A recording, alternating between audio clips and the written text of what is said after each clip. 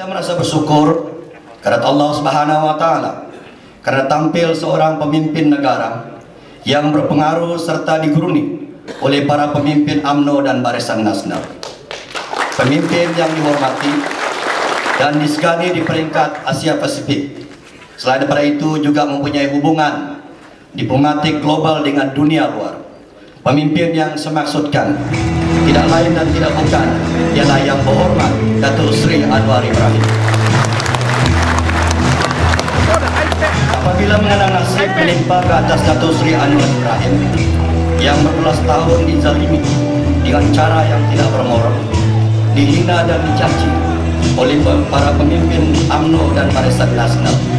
Lantas apabila kita mengingati penindasan yang zalim itu, tanpa disadari air mata kita mengalir. Tentunya kesedihan ini juga dikongsi oleh semua rakyat yang berpaksikan tak adil. Padahal kita semua mengetahui, dunia juga mengetahui, semua tuduhan yang dilemparkan ke atas beliau adalah fitnah yang bermotifkan politik, sengaja diadakan dengan niat jahat untuk menjatuhkan imej politik beliau di Malaysia dan juga di mata dunia.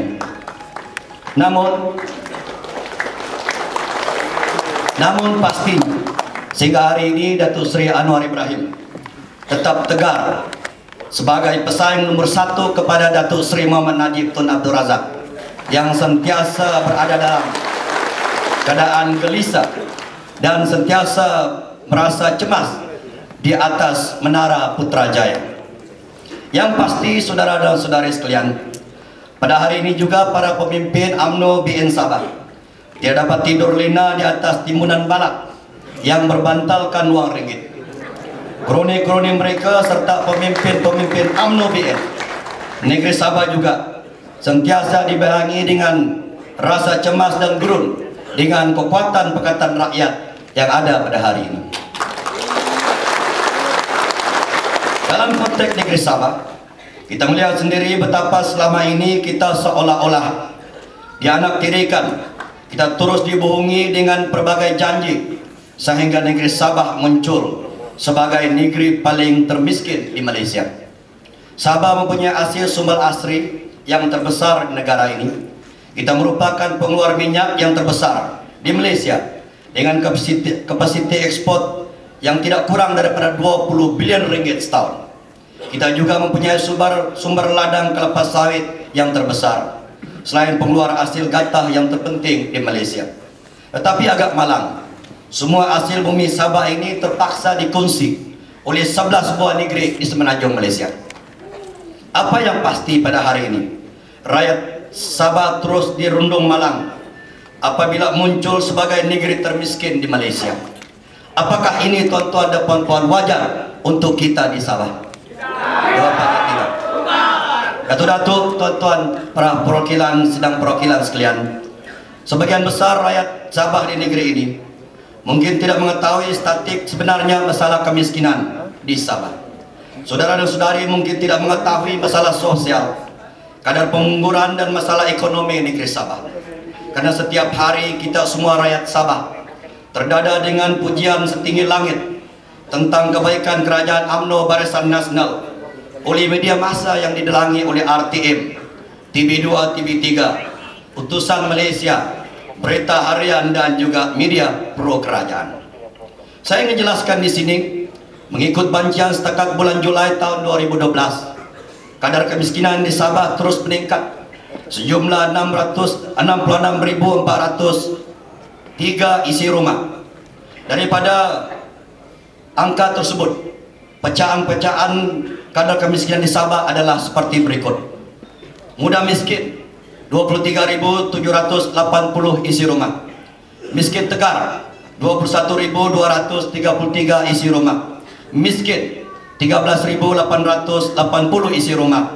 Miskin dalam bandar 7.520 isi rumah. Saya percaya kita semua di sini tidak mau jadi biri-biri karena kita ada mempunyai maruah jati diri. Kita dalam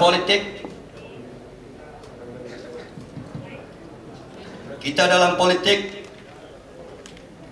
perjuangan yang tidak mempunyai ideologi semata-mata atau tidak mempunyai prinsip sama sekali, seperti seorang anak muda kapal yang tidak berkompas, tidak tahu laluan di mana dihurungi untuk sampai ke destinasi yang dituju. Tetapi dengan kehadiran Pakatan Rakyat yang telah memberikan kompas kepada kita melalui manifesto buku Jingga, kita pasti akan sampai ke destinasi, insyaallah. Saya ingin menarik perhatian saudara dan saudari di Dewan yang mulia ini bahwa Sabah dulunya sebagai negeri yang terkaya, tapi kini telah mencatat kadar pengangguran yang paling tinggi di Malaysia. Karena Sabah pemegang rekod selaku negeri yang paling lembab daripada segi pertumbuhan industri di negara ini. Sehingga bulan Jun tahun 2012 sahaja pengangguran di kalangan belia di Sabah telah mencatat 5,2% atau mewakili 74.300 orang, merupakan penyumbang terbesar kadar pengangguran di negara ini setakat ini. Daripada jumlah itu 22.100 adalah penganggur lepasan sijil pelajaran Malaysia atau SPM, sementara 2.700 lagi adalah graduan lepasan universiti tempatan. Ingin saya maklumkan kepada tuan-tuan dan puan-puan sekalian pada hari ini bahwa kira-kira 3.000 anak-anak lepasan daripada institusi pengajian tinggi di negeri ini masih menganggur, bakal menghurungi masa depan yang gelap apabila mereka disenaraikan sebagai individu muflis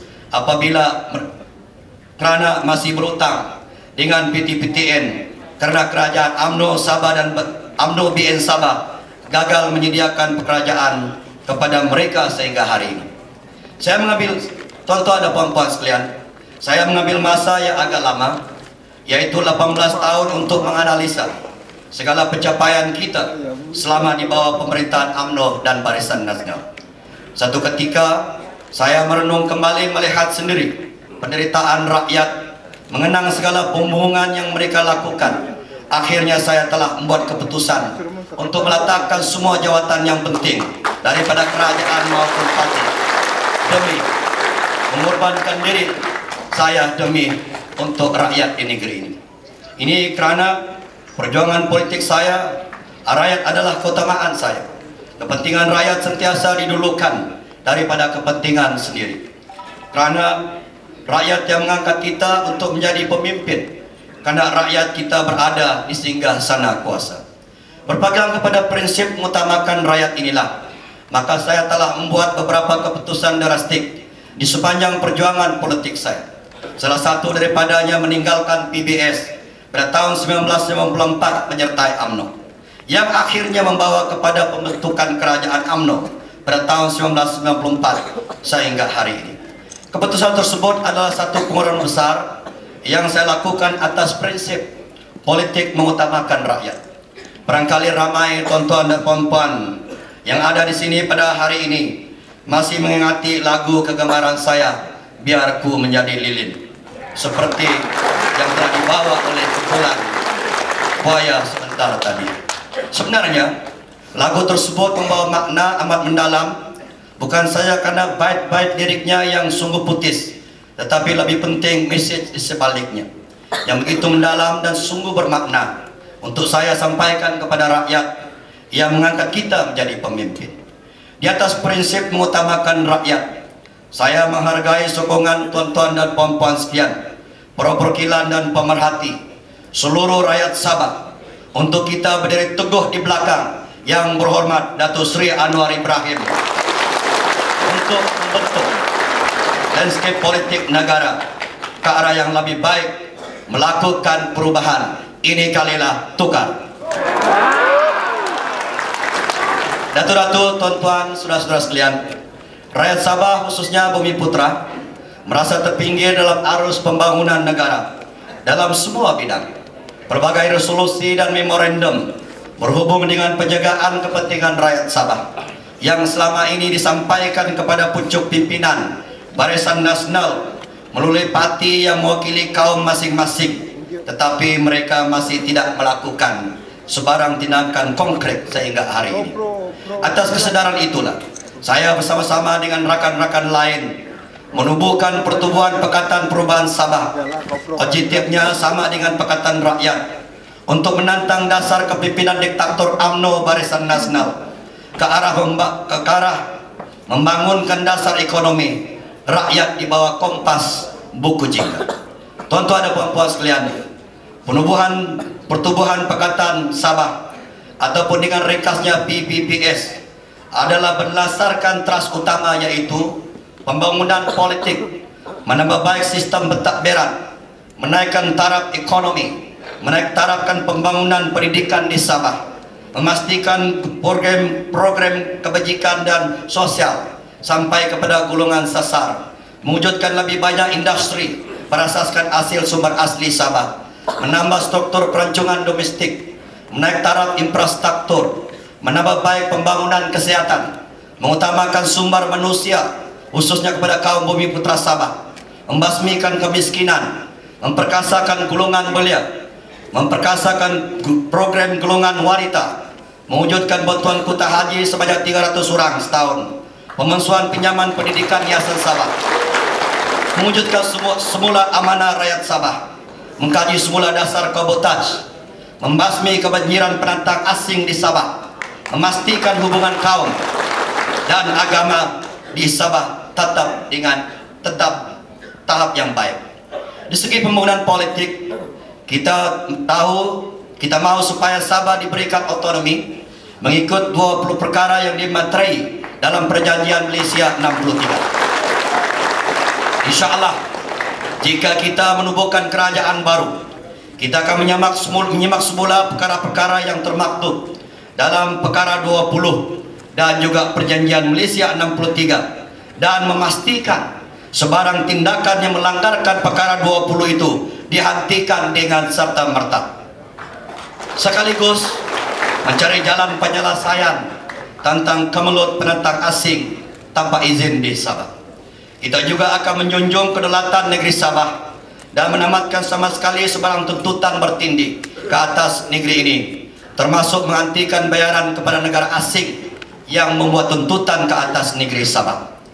Kita juga insya Allah akan melancarkan program berorganisasi dalam sektor awam secara berperingkat-peringkat bagi memastikan jawatan utama termasuk jabatan dan agensi kerajaan persekutuan di Sabah dipegang oleh anak-anak dan rakyat tempatan di Sabah. Kita juga bersetuju dan memeterai perjanjian baru bagi kenaikan harga minyak ataupun harga royalti minyak dan gas khas untuk memenuhi tuntutan rakyat Sabah, supaya royalti minyak yang selama ini hanya diberikan oleh kerajaan Barisan Nasional dinaikkan daripada 5% dinaikkan kepada 20%, sambil bersetuju dan memperjuang untuk mewujudkan Serikat Petroleum Minyak Rakyat Sabah sendiri. Malah kita juga akan membawa usul di Dewan Undangan Negeri Sabah bagi menuntut hak ke atas hasil minyak petroleum di kawasan Blok L dan Blok M di kawasan perairan Sabah yang telah diserahkan tanpa persetujuan rakyat Sabah, termasuk mengambil tindakan sibel dan jenayah ke atas pihak-pihak yang bertanggung jawab menyerahkan Blok L dan Blok M tanpa izin rakyat Sabah. Kita juga menyokong usul untuk mengkaji dasar kabotaj menyebabkan harga berangan di Sabah menjadi jauh lebih mahal berbanding dengan semenanjung Malaysia, serta mengkaji cukai pelabuhan yang dikenakan kepada pengangkutan kargo. Selain daripada itu, PPPS juga bersetuju dengan cadangan Pakatan Rakyat untuk mewujudkan 2 kementerian baru dalam sektor Kabinet Negeri Sabah, yaitu Kementerian Sumber Asli dan Alam Sekitar Sabah dan Kementerian Pendidikan, Pengangkutan dan Kesihatan Sabah. Seperti yang digariskan dalam manifesto Pakatan Rakyat Sabah, Kementerian Sumber Asli dan Alam Sekitar Sabah akan bertanggung jawab terhadap eksplorasi perlombongan industri minyak gas sumber asli lain di Sabah. Sementara Kementerian Pendidikan, Pengangkutan dan Kesihatan pula akan bertanggung jawab dalam menyelaraskan dasar pendidikan kebangsaan berkaitan dengan pengangkutan dan juga kesehatan di Sabah. Seperti kita tahu, dasar kerajaan Barisan Nasional sekarang terutama sekali pendidikan kesehatan semuanya di bawah telunjuk kerajaan persekutuan. Oleh sebab itu kita masih berhadapan dengan masalah sekolah yang daif. Kita diberikan kemudahan dan sarana pendidikan kelas 2, makmal yang tidak boleh digunakan. Malah ada kuantas guru di kawasan pedalaman masih dalam keadaan daif. Begitu juga prestasi pendidikan kita adalah lebih jauh mundur berbanding dengan pencapaian rakan-rakan dan juga pelajar-pelajar kita di Semenanjung Malaysia. Dalam konteks pemberian beasiswa kerajaan persekutuan, kita menyadari wujud tidak keadilan di kalangan rakyat Sabah yang berkelayakan. PBPS berpendapat harus ada pengisian kuota khas kepada pelajar Bumi Putra Sabah bagi pemberian beasiswa GPA, Persekutuan, Mara, Petronas dan juga Telda. Datuk-datuk, tuan-tuan, puan-puan, sidang perwakilan yang dihormati sekalian, jika sekiranya Pakatan Rakyat berjaya mengambil alih Enterprise insya-Allah, maka selaku pengurusi PBPS, saya mohon mencadangkan agar dimasukkan semua utang pinjaman pendidikan Yayasan Sabah, terutama sekali kepada bekas peminjam-peminjam yang terdahulu yang masih berhutang dengan Yayasan Sabah, harus dimasukkan serta merta dijadikan sebagai beasiswa penuh. Selain daripada itu, PBPS juga mengambil peranan untuk mengkaji semula polisi pentadbiran dan pengurusan Yayasan Sabah secara menyeluruh dan memastikan peranan yang Yayasan Sabah adalah konsisten dengan tujuan asalnya. Datuk-datuk, tuan-tuan, puan-puan sekalian, mudah-mudahan Allah Subhanahu wa taala memberikan rahmat dan hidayah ke atas hasrat dan cita-cita kita. Pada kesempatan ini sekali lagi saya bagi pihak PBPS mencadangkan jika Pakatan Rakyat menerujui kerajaan negeri, maka pemberian amanah saham rakyat Sabah ERNS yang dihentikan semasa pemerintahan PBS pada tahun 1990 diwujudkan semula.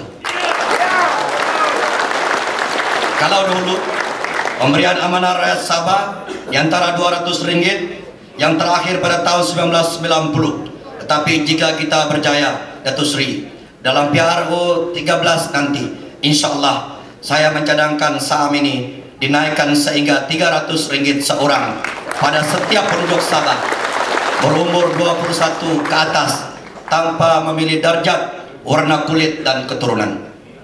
PBPS juga akan mengambil peranan ke atas cadangan mewujudkan sebuah universiti baru di Sabah yang dikenali atau dicadangkan namanya Universiti Kinabalu Malaysia dan dimiliki sepenuhnya oleh kerajaan Sabah, bagi memastikan lebih ramai pelajar-pelajar Sabah khususnya daripada kawasan pendalaman berpeluang untuk mengikuti kursus yang akan ditawarkan. Jika kita diberikan kepercayaan membentuk kerajaan negeri, langkah pertama yang dilaksanakan ialah untuk memberikan peruntukan yang lebih besar kepada badan-badan belia dan juga persatuan sukan bagi memperkasakan belia kita aktif dalam aktiviti sosial dan juga sukan. Begitu juga dalam kesempatan ini juga selaku Presiden PBPS dalam deklarasi yang dimeterai hari ini untuk memperjuangkan hak pembangunan wanita khususnya di Sabah dengan mengambil kira subsidi pinjaman ibu tunggal dan juga suri rumah sehingga RM600 sebulan. Tuan-tuan dan puan-puan, saudara dan saudari sekalian, selaras dengan deklarasi PBPS yang akan dilancarkan oleh Yang Berhormat Datuk Seri Anwar sebentar nanti, maka kita akan bersama-sama dengan Gabungan Pakatan Rakyat untuk membangunkan skim perumahan rakyat terancang dengan peruntukan sebanyak 500 juta bagi mendirikan 833 unit rumah setahun dengan kos 60.000 seunit. Seterusnya menubuhkan tabung warisan Sabah dengan modal awal 1 bilion daripada royalti minyak dan industri minyak dan gas bagi tujuan program membasmi kemiskinan kepada seluruh rakyat Sabah di bawah paras kemiskinan. Kita juga bercadang untuk menubuhkan Yayasan Masyarakat Bumi Putra Sabah dengan dana 1 bilion bagi merangsang sosial ekonomi masyarakat Bumi Putra Sabah. Kita sedang merangka berbagai dasar baru berkaitan dengan persatuan bekas tentera dan polis bagi tanda penghargaan kita kepada penghargaan kita semua terhadap sumbangan mereka kepada bangsa dan negara. PBPS juga menyokong penuh atas usaha Pakatan Rakyat untuk memberikan dana yang besar kepada badan-badan kesenian, badan-badan berkaitan dengan bahasa dan sastra yang selama ini dipinggirkan oleh Kerajaan Barisan Nasional, supaya penggiat seni dapat meningkatkan industri kreatif di negeri ini. Lebih penting lagi, kita berjanji akan memberikan dana yang lebih besar daripada kerajaan sekarang kepada badan-badan keagamaan, termasuk pemberian peruntukan yang lebih besar kepada perayaan-perayaan utama di Sabah seperti Pesta Menuai, Hari Raya Idul Fitri, Christmas, dan juga Tahun Baru Cina. Pada masa yang sama, kita juga dengan sedaya upaya mengurangkan kerana birokrasi di dalam pentadbiran awam di Sabah. Pertubuhan ini juga bersedia berganding bahu dengan Pakatan Rakyat untuk membentuk Suruhanjaya Tribunal Tanah dan Hak Adat Tanah NCR dan menarik semua kes mahkamah sekiranya kes-kes tersebut telah jelas mencabul hak tanah adat anak negeri Sabah. Dalam PBPS juga menyambut baik hasrat Pakatan Rakyat untuk mewujudkan dasar tanah baru Sabah serta menghentikan dengan serta merta pengeluaran Gran Kemenut. Seperti yang tuan-tuan dan puan-puan baca di muka akhbar Watan pada pagi ini, PBPS juga akan memperjuangkan hasrat dan harapan umat Islam untuk mewujudkan kota sebanyak 300 orang jemaah haji daripada Sabah setiap tahun, seperti yang telah dilakukan oleh kerajaan pimpinan PBS sejak tahun 86 sehingga tahun 1993, tetapi dimansuhkan oleh kerajaan Barisan Nasional pada tahun 1994. Kita mencadangkan 5 orang mewakili setiap kawasan Dewan Undangan Negeri untuk kita terbangkan ke Tanah Suci Mekah setiap tahun dengan biaya kerajaan negeri dengan kos 3,6 juta. Kita juga akan mengkaji semula peranan dan status semua agensi kerajaan persekutuan yang sedang beroperasi di Sabah, termasuk Filda, Ferka, Resda, dan LJM, agar menepati sasaran untuk faedah rakyat. Sebelum saya mengundur diri, saya ingin menarik perhatian tuan-tuan dan puan-puan sekalian mengenai dengan kebanjiran pendatang asing di Sabah sejak kebelakangan ini. Pada masa kini, dianggarkan kira-kira 1 juta warga asing berada di Sabah, termasuk pendatang tanpa izin PTI. Jumlah mereka ini hampir separuh berbanding dengan bilangan penduduk Sabah sekarang, yaitu 2,3 juta. Tuan-tuan dan puan-puan sekalian yang ada di Dewan ini, tidakkah kita merasa gerun kebanjiran pendatang asing yang semakin bertambah? Maka mereka juga bebas untuk memasuki tanah besar Sabah. Tidak cukup dengan itu, mereka begitu mudah untuk memperoleh maikat dan berdaftar pula sebagai pengundi di merta tempat di seluruh negeri Sabah. Tuan-tuan dan puan-puan sekalian, UMNO Barisan Nasional merasa bangga dengan kebanjiran pendatang asing di Sabah. Apabila kenyataan seorang menteri di jabatan Perdana Menteri, kononnya kehadiran pendatang asing di Sabah tidak mengugatkan keselamatan kepada penduduk Sabah, ini adalah merupakan satu penghinaan kepada seluruh rakyat Sabah. Sebaliknya, wujud lebih daripada 300.000 asing yang memperoleh maikat dan telah berdaftar sebagai pengundi. Pada hari ini, bumi Sabah seolah-olah dijadikan pesta jenayah oleh orang-orang asing bila mereka menjadi pembunuh, perompak, pengedar dadah, dan juga penyelundup. Kes terbaru di Ketomberudu, tuan-tuan dan puan-puan sekalian, telah membuka mata kita.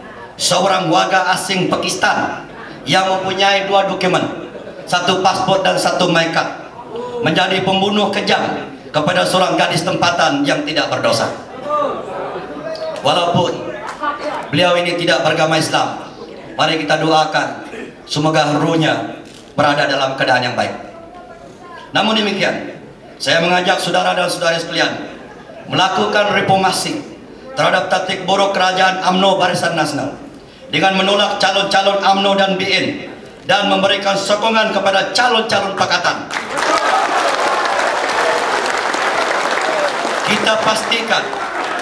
Kita pastikan satu undi kita kepada Pakatan Rakyat adalah satu suara. Dengan memangka Pakatan Rakyat sajalah kita akan dapat mengusir pendatang asing di bumi Sabah, sekaligus menolak rejim UMNO BN yang berlindung di atas nama pengundi antu untuk memerayakan kemenangan. Akhir sekali, sebagai pemimpin, saya bertekad dan berikrar untuk terus bersama-sama rakyat dalam agenda mencapai perubahan ini, meskipun melalui bentara yang berbeza. Semuanya dilakukan demi masa depan rakyat Sabah, masa depan rakyat kita, terutama sekali generasi selepas kita. Sehubungan dengan itu, penubuhan Pakatan Perubahan Sabah atau PPPS tujuannya bukanlah untuk kepentingan diri dan kuasa politik semata-mata, tetapi sebaliknya berpaksi kepada kepentingan rakyat yang dagahkan perubahan. Justru itu, penubuhan Pakatan Perubahan Sabah bukanlah sebagai satu pesaing atau pesaing kepada mana-mana parti politik di bawah payung Pakatan Rakyat. Namun PPPS ditubuhkan untuk sama-sama berganding bahu untuk tujuan yang sama, untuk menumbangkan kerajaan Barisan Nasional. Sudah tiba waktunya dan kita semua menuntut perubahan. Saya merasa kita sudah berada di ambang tsunami politik. Yang lebih penting, kita perlu bersedia melalui peralihan kuasa kerajaan baru dan melakar sejarah untuk menawan Putrajaya dan Innoprice. Kerana dunia bakal menyaksikan kejutan besar apabila UMNO Barisan Nasional bakal tumbang dalam PRU yang ke-13 dan Datuk Seri Anwar akan jadi Perdana Menteri yang ke-7. Pada hari ini, marilah kita sama-sama menyusun langkah dan mengatur gerak ke hadapan, supaya kita tidak lagi terlena dibuai dengan mitos bahawa hanya UMNO dan Barisan Nasional saja mampu membangun negara. Realitinya, lihatlah pemerintahan di Selangor, Kedah, Kelantan dan Pulau Pinang. Kerajaan yang mereka terjui ternyata lebih jauh baik daripada kerajaan Barisan Nasional. Dengan sokongan daripada para pemimpin Pakatan Rakyat, kita sudah bersedia untuk buat perubahan. Kita sudah bersedia untuk melakukan reformasi untuk menumbang Barisan Nasional. Pada kesempatan ini, marilah kita hayati sama-sama puisi yang saya cipta untuk kita semua. Datuk Seri izinkan saya untuk baca puisi ini, tetapi saya bukan seorang puisi ataupun seorang ahli sajak. Mari kita berpimpin tangan, bersatu untuk menggalas bumi bertuah. Mari kita membina jati diri, dimagah di bawah panji PPPS. Mari kita semarak suara angkasa raya sambil menyanyikan lagu indah bersama, sainada, sairama, seia sekata dan berharmoni. Mari kita samai bibit-bibit ukwa, melangkah bersama dalam derap langkah gagah perkasa.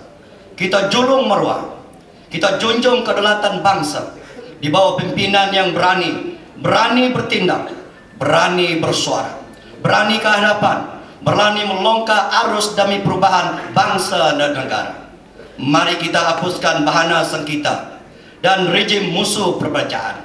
Mari kita kutakan janji kemajuan. Mari kita makmurkan janji keamanan hingga berkilau cahaya temadun bangsa. Mari kita daulatkan kanun perlembagaan dengan bangsa mempersatu, dengan bahasa mempersatu, dan agama menjunjung kasih sayang ke Putrajaya. Mari kita teguh gerak berpasukan, harumkan bumi merdeka ini dengan semarak maruah dan teguh jati diri, kerana hanya dengan bersatu dapat kita gempur kemunduran, dapat kelahkan kelemahan, dapat singkirkan kejahilan, dapat masukkan perbacaan, dapat julung kesaksamaan, dapat jana perubahan, dapat memertabatkan maruah bangsa sehingga gah ke bumi yang tercinta. Mari kita tukar kerajaan dan sistem rakyat merampas hak rakyat demi masa depan bumi merdeka. Mari kita daulatkan bangsa. Pasaka Kudrat Azam Marju Jaya. Kita sudah bersedia untuk segala-galanya. Ini kalilah. Ini kalilah. Ini kalilah. Dalam kesempatan ini, saya ingin sekali lagi merakamkan ucapan penghargaan dan terima kasih kepada pemimpin yang kita sayangi, tidak lain dan tidak bukan Yang Hormat Datuk Seri Anwar Ibrahim yang sudi melancarkan penubuhan PPPS. Saya juga ingin merakamkan ucapan terima kasih kepada jawatan kuasa penganjur yang telah bertungkus lumus dalam menjayakan majlis yang bersejarah pada pagi ini. Saya juga mengambil kesempatan untuk mengucapkan banyak terima kasih kepada semua yang terlibat, pihak keselamatan polis, media, rela, serta semua yang terlibat menjayakan majlis pelancaran pada pagi ini. Saya hanya mampu mendoakan agar semua mereka ini diberkati oleh Allah Subhanahu wa taala. Sekian, wabillahi taufik wal hidayah. Assalamualaikum warahmatullahi wabarakatuh.